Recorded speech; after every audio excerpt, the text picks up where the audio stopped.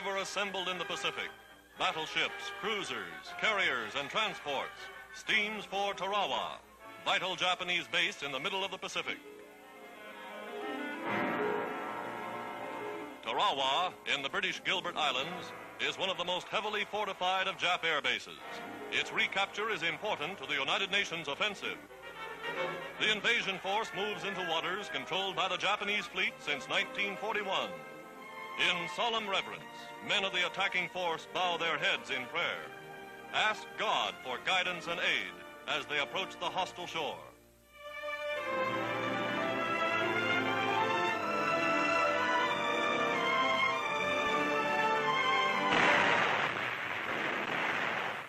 Dawn, and the Navy's big guns open fire.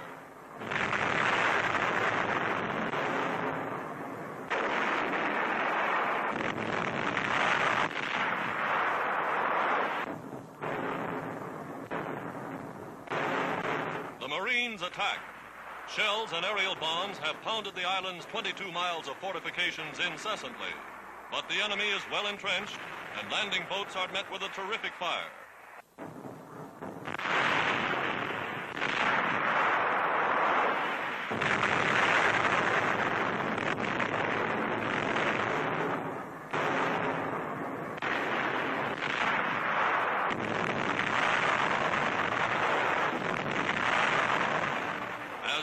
Waves establish a beachhead, naval guns continue to shell Japanese positions inshore.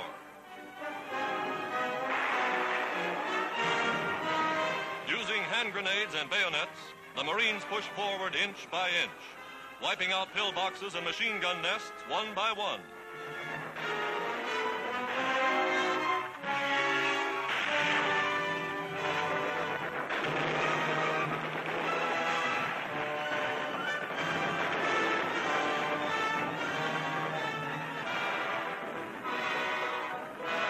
Reinforcements arrive. Tarawa and the Gilbert Islands are in the hands of United Nations forces. The entire garrison, more than 4,000 Imperial Japanese Marines, annihilated in 76 hours.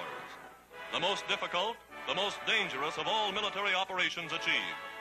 Victory at Tarawa stands as a dramatic symbol of the growing offensive power of the United Nations in the Pacific.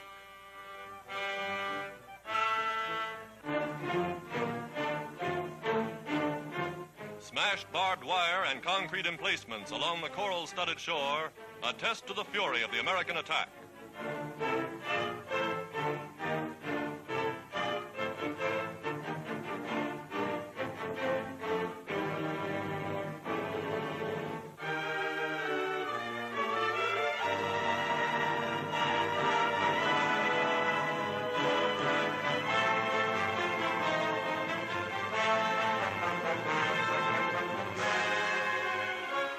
Coastal batteries, now twisted and shattered.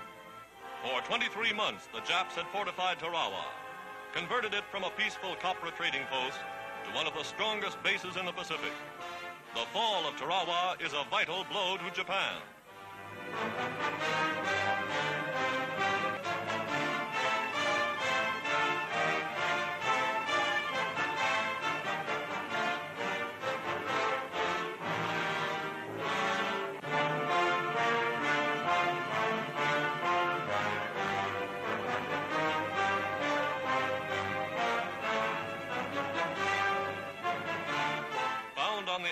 Were many Koreans, workers forced to labor in slavery by their Japanese masters.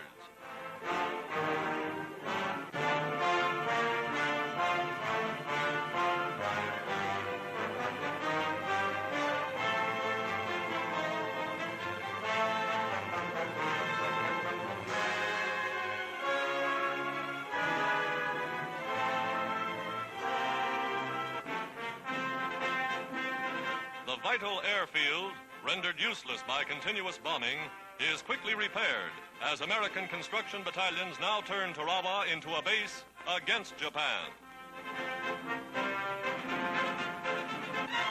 Firmly entrenched, United States Marines stand guard over the bloodiest battleground of the war in the Pacific.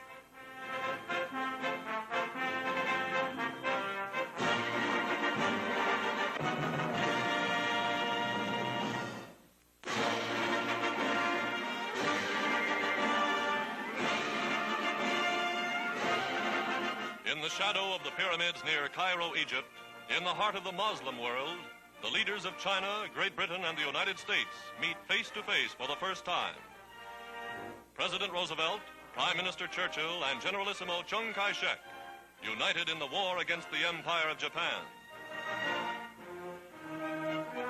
Madame Chiang Kai-shek is here as advisor and interpreter to her husband.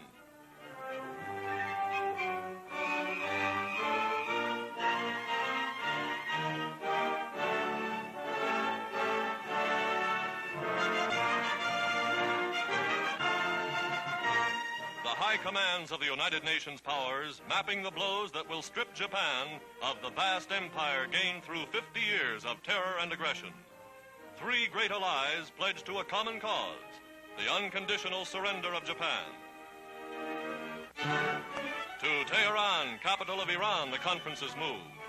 Here, 6,000 miles from Washington, 2,700 miles from London, and 1,500 miles from Moscow, the President and Prime Minister meet their great ally in the war against Nazi Germany, Marshal Joseph Stalin, Premier of Soviet Russia.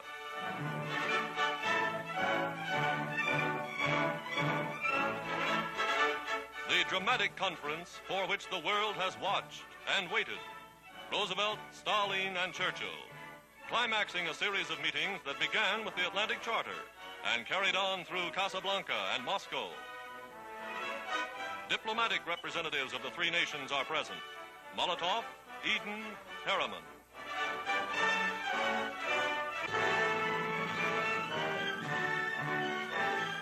Mr. Churchill's daughter, Sara, an officer in the Women's Auxiliary Air Force, is introduced to Premier Stalin by President Roosevelt.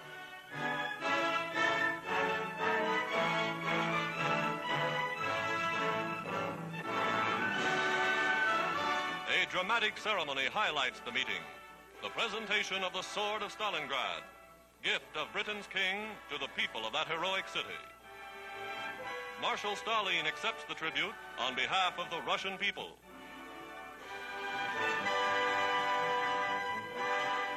Backed by the greatest concentration of military power in history, the Teheran Conference broadcasts its official communique to the world.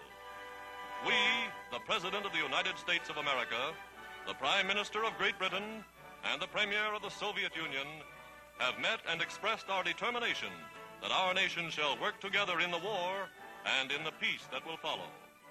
The common understanding which we have here reached guarantees that victory will be ours. We came here with hope and determination. We leave here friends in fact, in spirit, and in purpose.